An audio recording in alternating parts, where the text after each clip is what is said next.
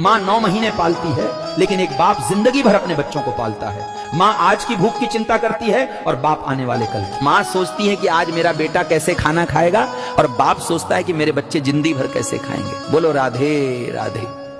तलवार का घाव भर जाता है, लेकिन जुबान का घाव कभी नहीं भरता।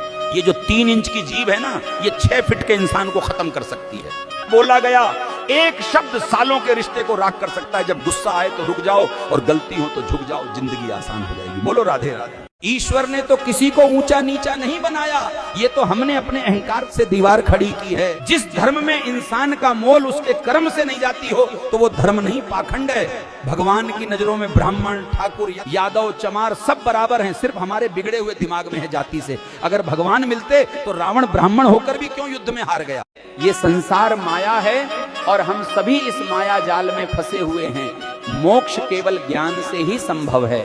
राधे राधे बोलना पड़ेगा मैया। कलयुग की सबसे बड़ी हकीकत ये भी है कि जिस इंसान को ज्यादा कष्ट मिल रहा है, इसका मतलब ये नहीं है कि उसके कर्म खराब हैं, बल्कि इसका मतलब ये है कि वो हद से ज्यादा अच्छा है। इतना अच्छा कि दुनिया उसे समझ ही नहीं पाती है।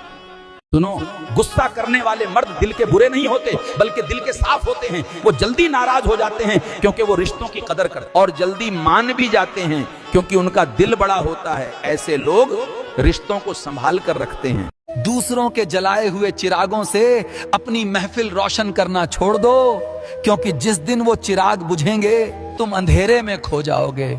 खुद को इतना तपाओ कि तुम सूरज बन सको, जिसे रोशन रहने के लिए किसी की बैसाखी की जरूरत न हो। इसलिए उधार की रोशनी से बेहतर है अपने हक का अंधेरा।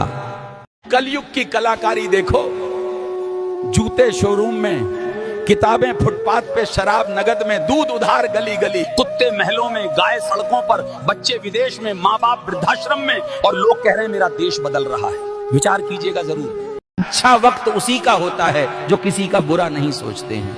ये सृष्टि कहती है मत सोच कि तेरा सपना क्यों पूरा नहीं होता। हिम्मत वालों का इरादा कभी अधूरा नहीं होता। जिस इंसान के कर्म अच्छे होते हैं उसके जीवन में कभी अंधेरा नहीं होता। बोली बता देती है कि इंसान कैसा है, बहस बता देती है ज्ञान कैसा है, घमंड बता देता है कि कितना धन है, और संस्कार बताते हैं कि परिवार कैसा है।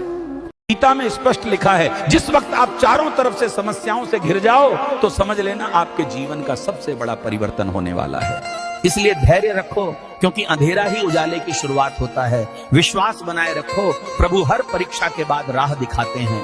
जब तालाब में चींटी गिर जाए तो मछली उसे खा जाती है, लेकिन जब तालाब सूख जाता है तो चींटियां उसे खा जाती हैं। मौका सबको मिलता है, बस समय आने तक धैर्य रखना पड़ता है।